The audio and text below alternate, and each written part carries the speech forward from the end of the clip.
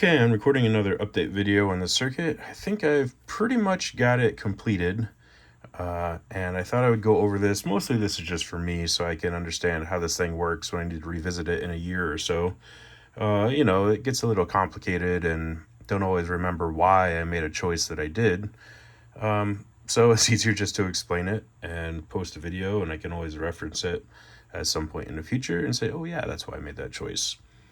So in the last video, I left off that we had all of this stuff on this side, on the left side of the board done, and the combination logic here told us when to fire the solenoid, and I have a circuit on this side that figures out how hard to fire the solenoid, whether we want to use the lower duty cycle and higher power factor, or higher duty cycle and lower power factor.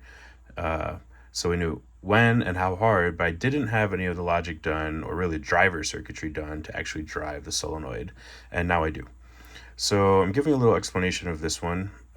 We basically take these two ideas here and put them into a circuit over here. This is the driver circuit, and this ends up being just a comparator, and it's a quad comparator. I think it's a LM339 if memory serves. And one of the comparators in there is using a couple RC networks here to generate a pulse, and that's the driving frequency for the PWM modulation. And currently it's operating at 740 hertz. I just chose that number. I don't know that it really much matters. I have read that if you go too high in the frequency, then it's chopped up so much that the solenoid doesn't actually have a chance to stay on during a cycle of during a period, you know, and you end up actually losing power. So what I read is that you want a somewhat lower frequency, but not so extremely low that you don't actually get any benefit from the modulation. So I'm not really sure where that threshold is, but the circuitry that I built here operates at 740 hertz, and we'll see if that needs to be modified or not. One reason that I chose to use the comparator circuit is because the comparator circuit allows me to modify the frequency independent of the duty cycle. And that's really important because if you use a 555 timer to generate the pulse train, when you modify the frequency, it ends up modifying the duty cycle as well. And when you modify the duty cycle, it ends up tweaking the frequency. So it's really hard to get independent movement from a 555 timer, whereas with this circuit, you can adjust them independently. So I have the ability to adjust the on time of the duty cycle and correspondingly, of course, the off time, as well as the actual frequency, which would be the period between, a bottom to bottom or a top to top response, whatever. So this is pretty cool, and what ends up happening then is that when we get the fire signal, which is, looking at what rotation the engine over here is at, we can actually engage the MOSFET here and power the solenoid. And what that might look like is when I just rotate this over here. There you go. So it's going to be engaged, and then it will disengage. So there's a couple gotchas that I had to deal with. Okay, so first of all, I wanted this idea of a stronger starting pulse and then a lower strength pulse once the motor is actually, or the engine is actually moving. And so I already built the circuit to do that. And what you see on the oscilloscope is the duty cycle that I'm using for the strong phase, if you will. And so you can see the on period here is quite large compared to the whole period of the cycle. And so we're probably at, I think I calculated to 74% duty cycle here. And you can hear that when the solenoid engages. You can hear it's a pretty good snap there. And then what happens is once the engine is rotating, the circuitry on this side over here recognizes that, and it will switch to the the more efficient pulse. And you'll see the green light come on to represent that. And because I'm showing the oscilloscope, you'll actually see the duty cycle switch to the lower duty cycle when it's on. So if I spin this thing up, you can see now it's met the threshold of I'm on, I'm rotating, and we have the shorter pulse. And you can even hear that in the solenoid by how hard it's engaging, or how not hard it's engaging when it's pulling up now.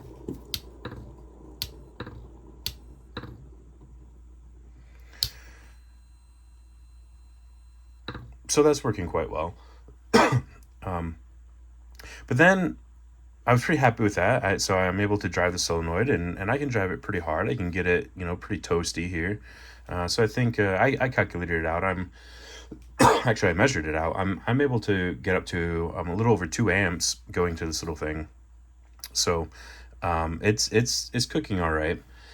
But I did run into a problem, and that's kind of represented right here as it stands, and that's that I know once the solenoid is actually on the engine, the chances of the engine stopping when you turn down the speed control, which is right here, I'll replace this with a proper potentiometer when I build the case for it. But when you turn down the speed control, the chances of it ending at the instant that it wants to pulse is pretty unlikely, because when it pulses, it's going to cause the wheel to rotate.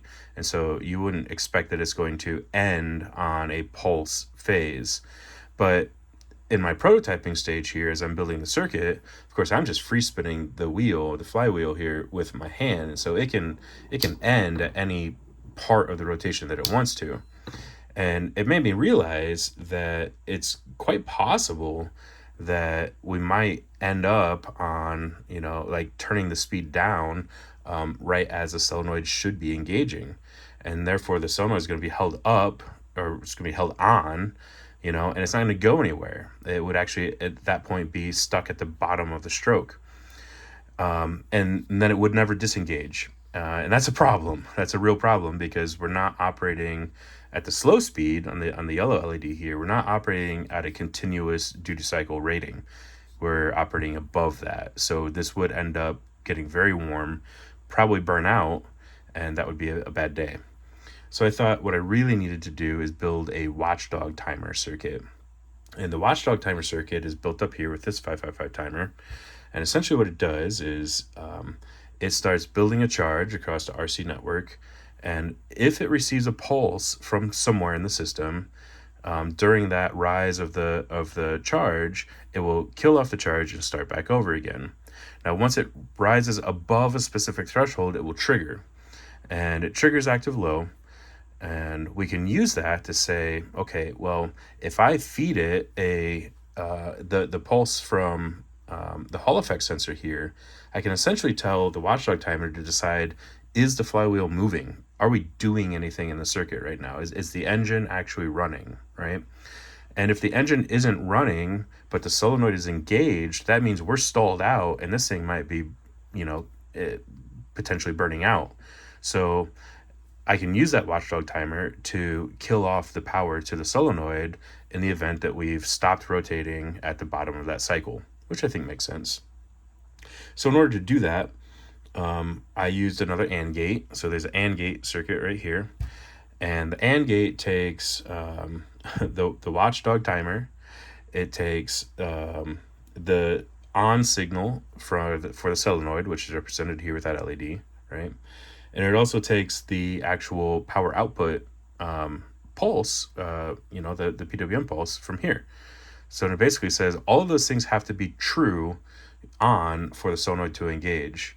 And what happens is when the watchdog timer finds out that there's no rotation on the crank, but we are engaged here, and of course we're sending out pulses, that's one of the three anded lines that are no longer positive, and so it shuts it off, and it shuts off the power to the MOSFET here.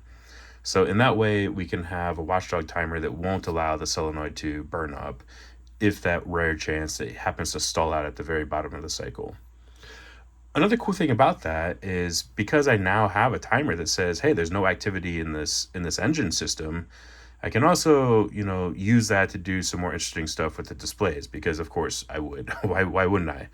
right? So what I've done is I've added on a little bit of a flasher circuit right here, and it's actually fed by the watchdog timer. And when the watchdog timer engages, which means when the red LED is lit up, it causes the 555 timer here to feed a signal over to the vacuum fluorescent display here, to blink, right? And so now we get a blinking effect when the engine is not running, and then as soon as it starts running, it will go to the growing effect that I have on there. And then when the engine stops running, it has a short timeout period. There we go, and then it'll start blinking again. So not only is the watchdog timer saving the solenoid from potential burnout, it's also providing the signaling to give us an off state, interesting flashing, right? So I think that's pretty cool. And actually, the watchdog timer itself wasn't so hard to implement. I've implemented it before, but it was kind of challenging to figure out how to get the flashing to work. And the reason there is because this is all run on negative voltage. This is a negative voltage generator here. It's generating negative 15 volts. And in order to light up, in order to extinguish the glow on the display tube there, you have to feed it negative voltage. The more negative voltage, the more that lit up bar will disappear. So it kind of appears opposite of that when I'm running the engine, because I've started it at no display, and then it grows a little bit, grows a little bit until it closes as the exclamation point, and that's when the engine fires, and then it goes back to open and then closes back up again. But really what's happening is we're starting at negative 15 volts on the grid, and then I give it, there's a couple voltage dividers here for that negative frequency, that negative voltage. So I haven't measured it recently, but we start at negative 15, maybe it goes to like negative 10, and then negative 5, and then 0 volts ground.